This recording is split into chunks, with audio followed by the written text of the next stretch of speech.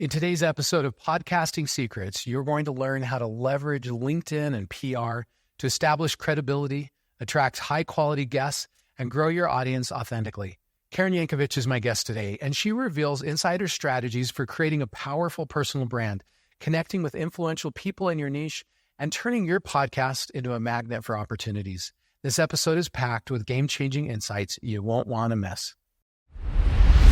Hello, Incurable Creators. I'm excited to bring you some bonus episodes featuring exclusive interviews from the 2023 PodUp Virtual Podcasting Summit. Each Thursday for months, you're going to hear interviews from a diverse range of podcasting and marketing experts. My hope is these repurposed interviews will inspire you with new ideas and insights to take your podcast to the next level. And of course, remember to listen every Tuesday for our regular episodes of Podcasting Secrets as well. Now, let's dive into today's bonus interview from PodUp's 2013 Podcasting Summit.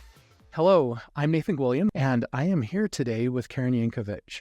Karen is the host of the Good Girls Get Rich podcast. She's also an expert at LinkedIn marketing and marketing through PR. Thank you so much for joining us today, Karen. I'm so excited to be here with you, Nathan. Thanks for having me. Can you start off by just telling us a little bit more about you and your story? Yeah. So, my background is in sales and marketing, IT sales, actually. And, one of the things, I'm a little bit older than social media. So I learned how to sell, human to human marketing, right?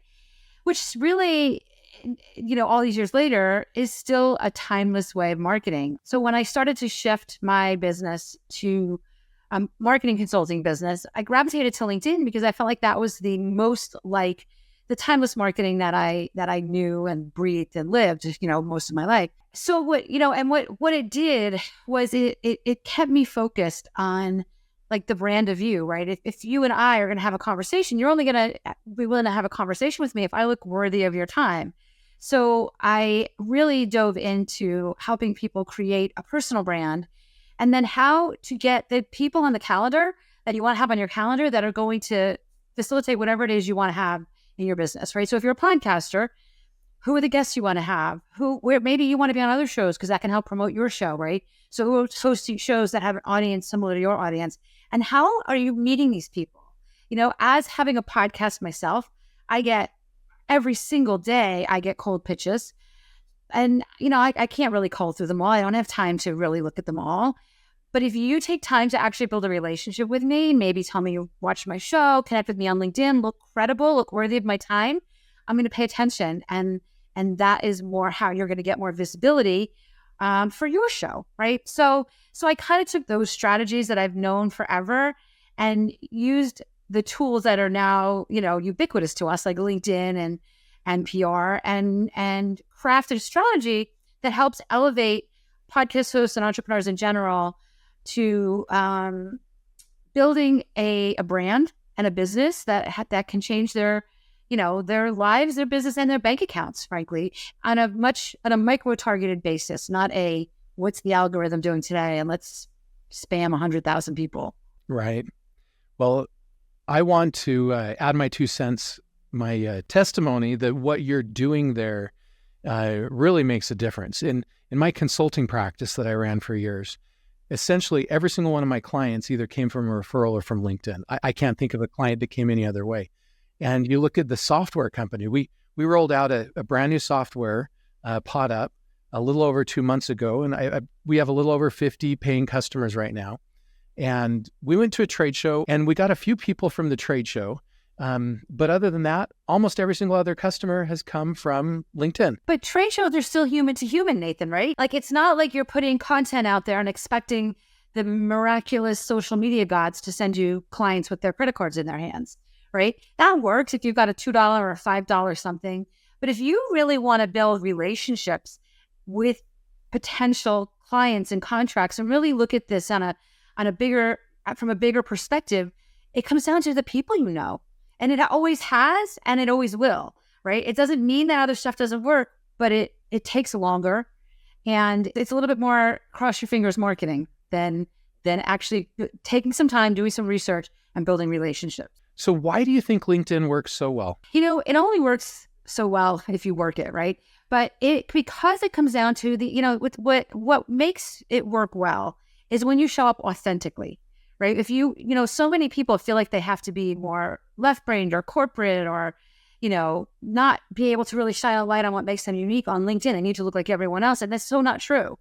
LinkedIn is, people think it's like your online resume. Well, your resume is all about who you used to be, right? Your LinkedIn profile should be positioning you for the person you're stepping into. So if you're a host of a podcast, you absolutely want to show up. You are the media, right? You are the media. You want to be building relationships, really shining a light on yourself as if you're peers with the biggest hot podcast host in the world, because you are, right? So it's really about how you're showing up. And when you're doing that, that's when the magic starts to happen, right? And the most beautiful part of this is when you're having these conversations without expectation, right? Hey, I have a podcast, you have a podcast, let's talk, maybe we can collaborate. That's where the magic happens, not, hey, I've got this thing, give me a credit card. It's let's have a conversation and see where this goes and see what opportunities are there. Always, that's where the magic happens. And when you build relationships with intention like that, the contracts follow, the opportunities follow. So one of the reasons I think LinkedIn works so well is because it establishes credibility. Think about every time I go to buy a product or a service, almost every time now, I go look at a review. If I'm in a new town and I want to find a great Mexican restaurant to eat at, I'm going to go look at, TripAdvisor, and I'm going to see reviews. If I want to buy a new book on podcasting, I'm going to go into Amazon and I'm going to read reviews before I buy that product. And if I'm going to look at reviews before I spend $10 on a book, think how important reviews are for an important purchase, like hiring a consultant or hiring an employee. And so one of the reasons that I think LinkedIn works so well is it provides that same kind of credibility. We have other people that are providing ratings and reviews that are endorsing us for certain skills, and people can gather a sense of, at least to a certain extent, the credibility about us and what we're really good at that isn't possible if I just reach out to them with a resume, if I reach out to them with an email. Exactly. You're reaching out with the strength of your profile behind you. That's right. And when I send an email out trying to do a marketing message, or I send a LinkedIn message out, I bet I get at least 3 or 4 or 5 times the response from the LinkedIn messages I do from the cold email outreaches. I love that you talked about credibility, Nathan, because that's why I infuse PR into everything I do. Again, let's say you're a consultant and you consult on, pens, right? And like you said, people are checking you out. They're throwing your name in a Google search. Even if you may have only be selling pens or consulting to sell pens for 6 months now. But if you've taken the time to position yourself as an expert in pens, and when they Google you, all these articles come up with you talking about the value of having the right pens, right? It immediately gives you that credibility. And LinkedIn is a great place to build relationships with those journalists, right? So I mean, I have a podcast. I would love to tell you that I wake up every morning to all these messages on LinkedIn saying, I listened to episode 12 last night and loved it and tagged me. It doesn't happen that often. Here's the thing. Journalists are prolific, right? I am prolific every week. We just recorded to episode 250 of the Good Girls Get Rich podcast. Congratulations. There's 250 freaking episodes you can just kind of poke through. And then if you wanted to, if building a relationship with me was valuable to you, I'm handing you this opportunity. Hey, Karen, I listened to episode, 210, loved when you talked to Nathan about this or that. And you shared it with your audience, which is providing me value, right? So LinkedIn is a beautiful place to build relationships with the journalists and the media personalities that talk about what you're expert in. And when they know who you are and they use you for quotes and things like that, it immediately elevates your credibility and helps you land those bigger contracts. So people think about LinkedIn as like, oh, everybody's spamming me. Everybody wants to sell me something. Just do the opposite. Build true, genuine relationships there. And you're going to be blown away by the opportunities that present itself to you. Okay, so we've talked for a minute about the why behind LinkedIn marketing. Because we're also covering PR marketing, can we talk about the why behind that? Why is PR so important for a podcaster? Well, I mean, I just touched on it a little bit, right? It's the credibility. Let's just use podcasts as an example, because it is truly, in my experience, what gets me the most visibility is being interviewed on somebody else's podcast. I've been interviewed for newspapers and magazines and been on TV segments and things like that, and none of them get me as much play as being interviewed on a podcast, because you've got this genuine conversation happening for 15 to 20 minutes or half hour, however long the show is, right? People really get to understand your voice. You have an opportunity to really kind of connect on a human-to-human, heart-to-heart basis with the audience that's listening. And then, again, when somebody is looking to maybe hire you, or as a podcast host, if you're looking to interview somebody that would be really valuable for your show, that media that you have gives you that additional credibility, right? If they check you out and they can't find anything, you might not be worthy of their time to be interviewed on their show, right? It's up to you to create that credibility so that you can get who you want, right? And it doesn't mean you need to get Oprah, right? Because Oprah's probably not going to share your show, right? So you want to think about who are the journalists that you want to be connected to, where you can collaborate and they can feature you. And then, because every year that goes by, you're going to have another page of Google and another page of Google and another page of Google, and people check you out, all of which absolutely accelerates the growth of your show and the growth of your career. One interesting point that you made was about when you talked about PR, you used podcasting as an example of PR. And I agree with you 100%. In the old school days, PR was getting in the newspaper, getting on TV, getting on the radio, the old school media. And it still is, right? It still is.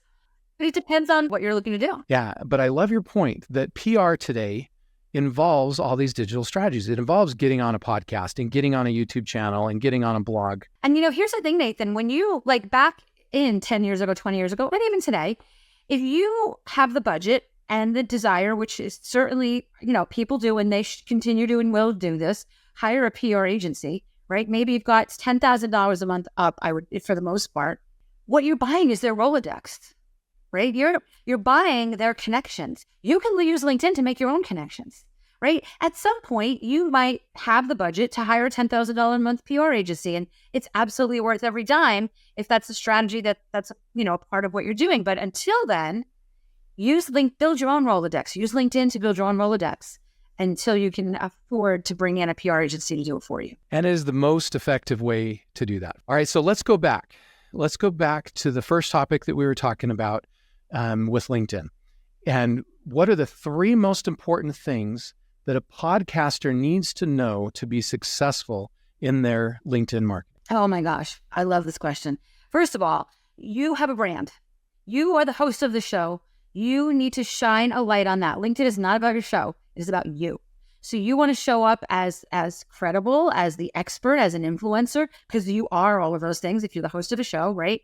So you want to make sure you're doing that. And remember that you're building relationships human to human. So I don't want to see on there, Nathan is known for, I want you to talk in first person like you're speaking to me, right? Not third person, because it doesn't make you seem important. It just puts a wall up between you and the person you want to connect with, right? So first person, shine a light on you, and talk about why you decided to host a podcast, what you love about being the host of a podcast, because that's about you, keeping in mind, nobody really cares about you. They care about what it means for them, right? So talk about the fact, like for me, I can say, I started my podcast because I was talking to so many women that, just were playing small and they weren't thinking big enough. And I know more wealthy women on the planet changes the world. So what I could do is reach more of these wealthy women with my podcast, right? So I'm telling you about me, but I'm making it about them, right? Because that's where people are going to go, wait, wow, I need to learn a little bit more about this, right? So tell me about you, but make it about me. And remember that it is not about your show, it's about you. But then the second thing is make sure your show's in there. Create an experience specifically for your show. I have that. This next thing I actually don't do, but it might be something you want to do, is create a company page for your show. Remember, every page you create requires more content for you to populate it with, right? So for me, I have a company page for my business and my podcast just rolls up under that. But you can create a LinkedIn company page specifically for your show. If you have a company page already, then, roll it up underneath that. But talk about the show. Maybe I share usually my most current episode, like when I remember to change it every week, on my LinkedIn featured section. So people can always go to my LinkedIn and check out one of my most recent shows, right? I have it in media under the experience section. I have a few different shows. I also made it a point of, a big part of what I do is really support marginalized communities where I can. So I make sure that I'm not just putting a bunch of white ladies on the pictures of the shows that I'm showcasing, right? I'm showcasing that I bring in marginalized communities and I talk to people across the world and across, different communities on my show. You want to think about what your ideal, like who you want to draw attention to, who you want listening to your show. What are they going to be attracted to in your profile? And you want to feed that to them. So those are some things you can do as a podcaster. The other thing I would say, and this is again something that, if I had a perfect marketing strategy, this is what it would do. It's not so perfect, so it doesn't happen every week. But nobody's going to click on a link to a post on LinkedIn and listen to your whole show, right? If I have my most latest show comes out and I say, hey, listen this week to the Good Girls Get Rich episode, I might do that, but I have no expectation that people are leading. It's going to lead people to listen to the whole show. What I do is create little promo videos, right? This week on the show, I got a chance to talk about this, or this. You've got to check it out because maybe then they'll go to their phone and they'll save it to listen to later, right? But they're not going to listen to enough of the show just in normal course of business to take too much time creating content that drives people to listen to the full show. Create some promo content for your episodes and drive them to your show that way. That's really good advice. Some people would call that the hook, where you take the hook from your interview, the most important tidbit, takeaway, right? And put that in a really quick video and publish that instead of publishing the whole episode and make the text be about the hook and what's in it for them. Hey, and then you can tell them how to find the whole show. I mean, it's not hard to find your show if you give them the name of it, right? That's really good advice. How about finding guests? For using LinkedIn to find guests for your show, what advice do you have for the best way to do that? You know what? Here's what I do, and here's what I part of the work that I do with the people in my programs, we do this. Find somebody that has an audience. Well, there's two sides of this coin, right? How do you find guests for your show, and how do you find shows that speak to your audience so you can drive more listeners to your show, right? So, how to find guests for your shows? Find a show similar to yours and see who their guests are, right? And connect with them on LinkedIn. And you can even say, hey, I listened to this episode of you, blah, blah, blah, blah, blah. I love your point of view about this, and do it publicly, tagging them, right? So that you're bringing more visibility to everyone in this conversation. And then say, I'd love to continue this conversation on my show because what it makes me think about is this. Would you be interested in coming on to continue this conversation, right? Like genuine conversations, not pitches, right? Because that is where people want to be heard. They don't want to be pitched. So genuinely jump into conversations, but do the research. On the other side of that coin, one way to get more listeners to your show is to be interviewed on other people's shows. So think about, I have an audience of ABC. Who else has an audience of ABC? And then I would be looking I would literally go to iTunes, throw their name. Like, let's say, Nathan, I felt like you had an audience of exactly the people I want to be, that I want to attract to my show, right? I would throw your name in iTunes or Apple Podcasts, and I'd see what other shows you were interviewed on, because I'm going to be interviewed on all those shows, right? And now I can, again, go back to LinkedIn, build a relationship with the host of that show by connecting with them, tagging them. I would probably spread it out a little bit. You don't want to continually use the same person's name, but for sure, we live in a digital world.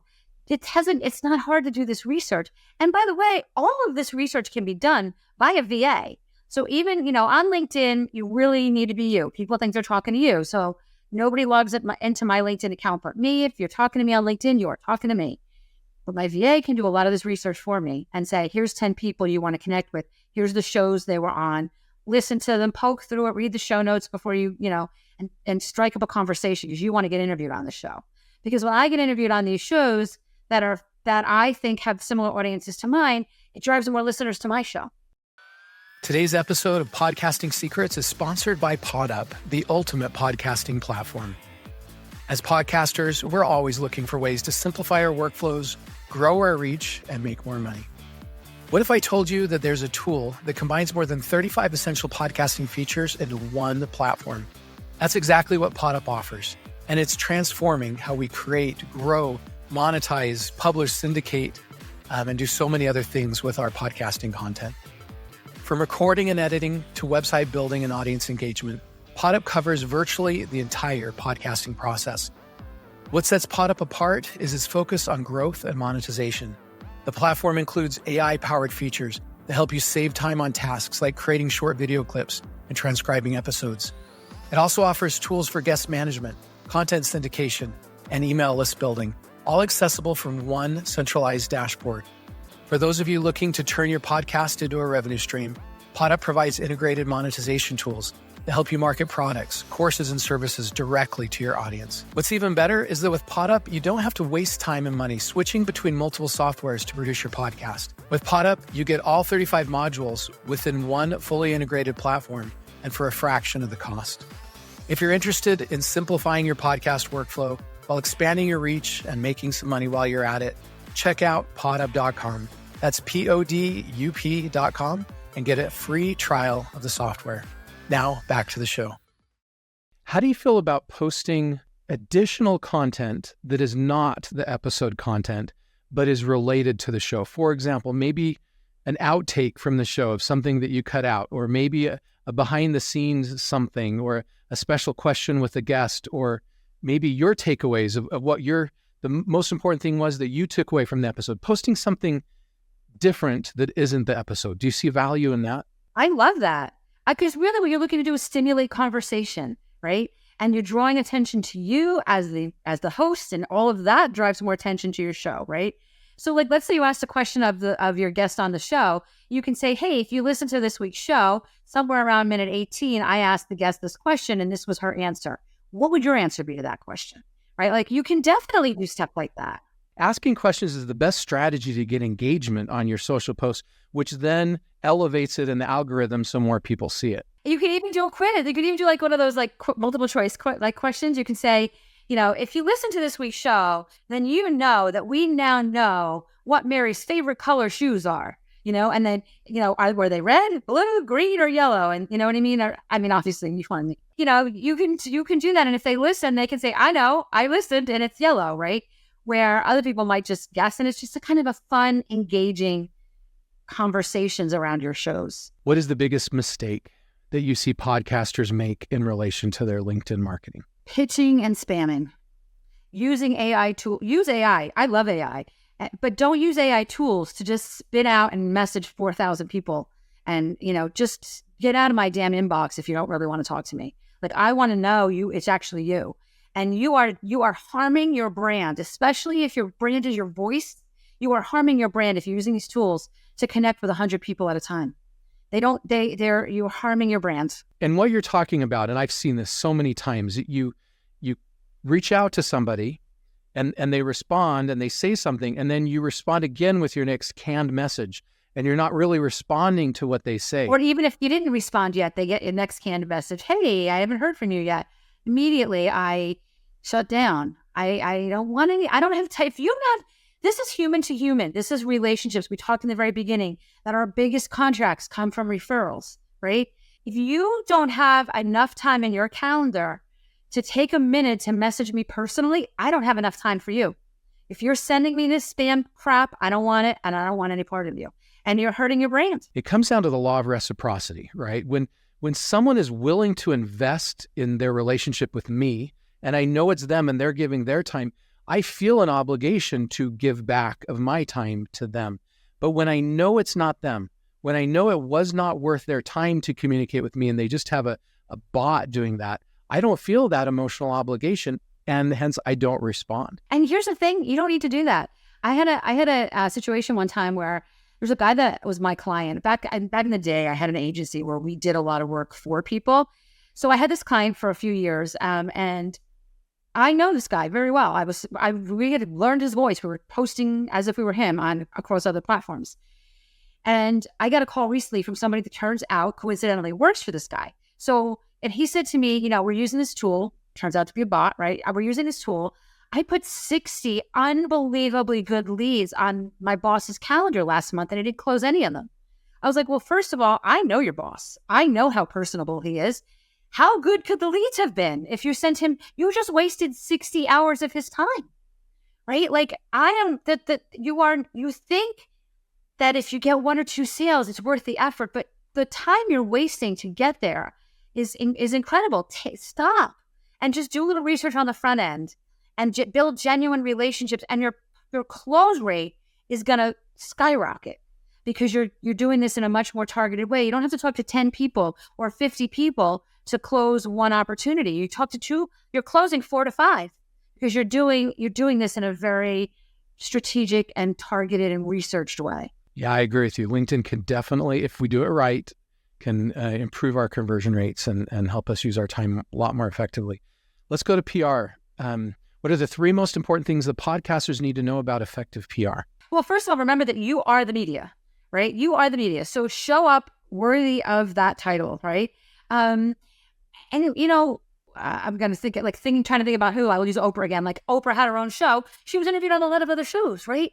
Like the way to get more visibility to your show is to be interviewed on other people's shows, right? That's PR. The top media people in the world have PR agents, right? To get them interviewed on other people's shows, to get their books in front of the right people. They do do that stuff.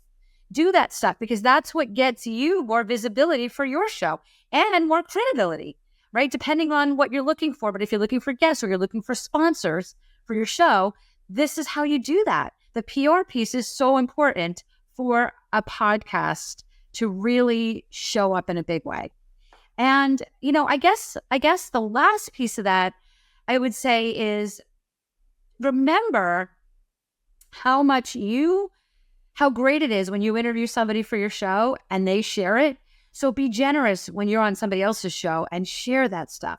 Because not only did they appreciate that you're sharing that you were on their show, it's telling other people that you get interviewed by other people and it draws more interviews to you, right? So don't just promote your own show, promote all the other shows you were interviewed on. When you start to get this PR engine running, promote the shows that you're interviewed on, promote the opportunities that you're quoted in the newspapers and the magazines and the blogs, because that will get you more of that. And it deepens the relationship with the journalist. Yeah, I see a recurring theme here that builds your credibility as well. I was on these other shows, so therefore I'm credible and you can trust me to be on your show. What's the biggest mistake that you've seen people make in regards to their PR? So here's the biggest mistake I've seen people make in regards to PR. They don't capture the audience. And what I mean by that is, and again, people have podcasts for different reasons, right? Most of the people I work with are entrepreneurs. So if you're an entrepreneur, you're looking to get some business from your podcast. Clearly, there's lots of other reasons to have a podcast, but we'll speak to that for just a second. If you're an entrepreneur, you probably want to be building your email list, right? Don't get interviewed one single time before you're ready to say, if you want to learn more about this topic or more about me, go on over to linkedinquiz.com and take my free quiz. It'll give you the first couple steps in the journey to knowing what to do next on LinkedIn, right? If you get interviewed and you don't do that, you just lost the audience, right? And when I mean lost it, the audience might love you, but in 3 months, they're going to say, does anyone remember who that person was that was telling us about LinkedIn and PR a couple months ago?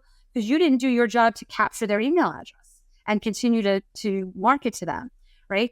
Even if it's to just drive them to your show, right? Like make sure that you've got a call to action and you're clear on it and you're not overlooking the importance of that.